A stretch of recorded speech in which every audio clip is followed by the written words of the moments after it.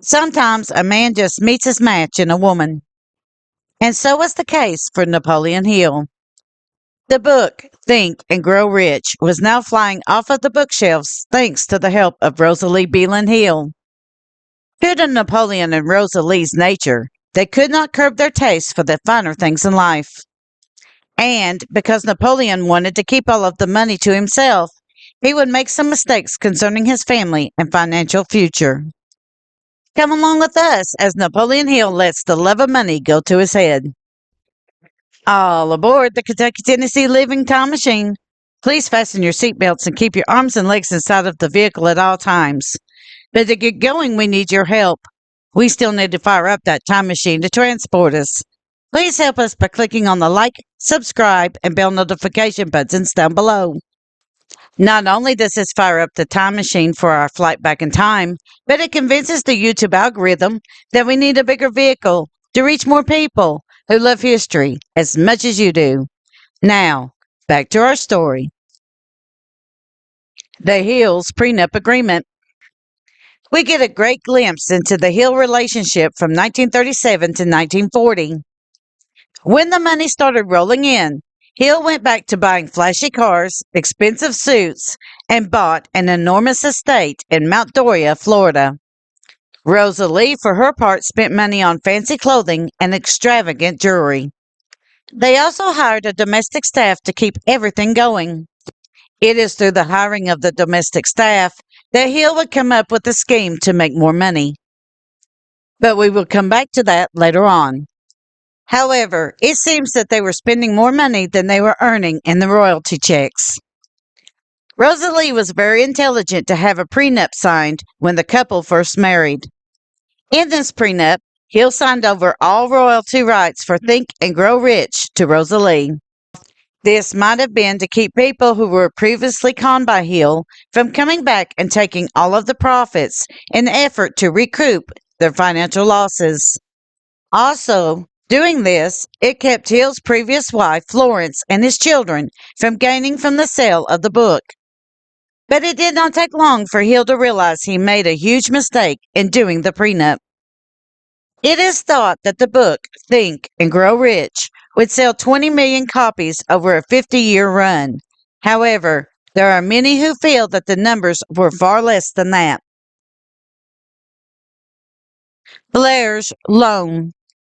One of the more disturbing things about Hill is how he treated his children and those that helped him through the hard times in his life.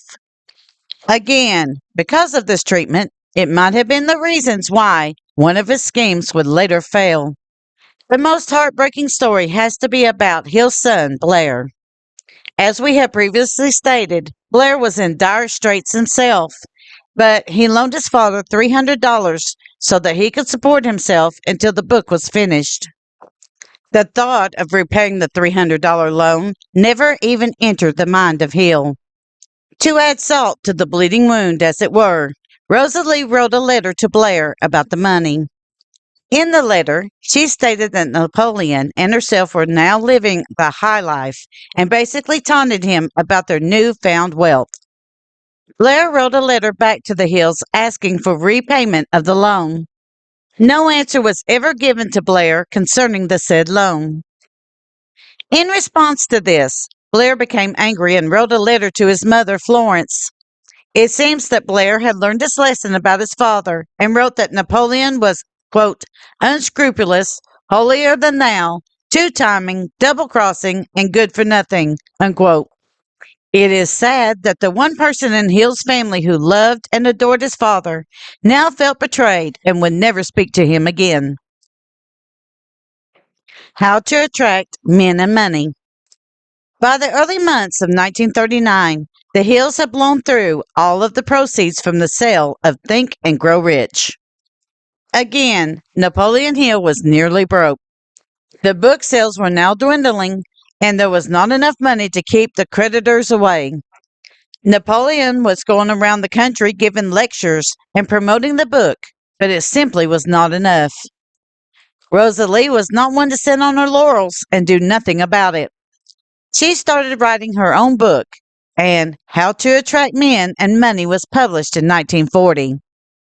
This book was a guide for women to find a man of their dreams.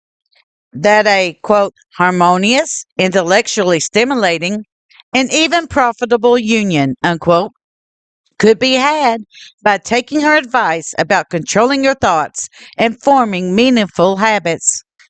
We searched, but could not find any information on how well the book sold. But you can still find the printed copy of the book today through many sources. In next week's video, we will walk through the scheme to adopt 15 children and the possibilities of why this scheme would ultimately fail. For what purpose did the Hills want to take on this massive experiment? And what laws were in place by then that would prevent the Hills from carrying out this project? Thank you. Kentucky Tennessee Living would like to thank you for watching our video series on the outstanding Appalachian people. Don't forget to hit that like button, as the more likes we receive, the more likely YouTube is to suggest our videos to other viewers. Also, to receive notice when we upload a new video, be sure to subscribe and click the bell notification button. We thank you for continuing to support Kentucky Tennessee Living as we are discovering the mysteries in Appalachian history.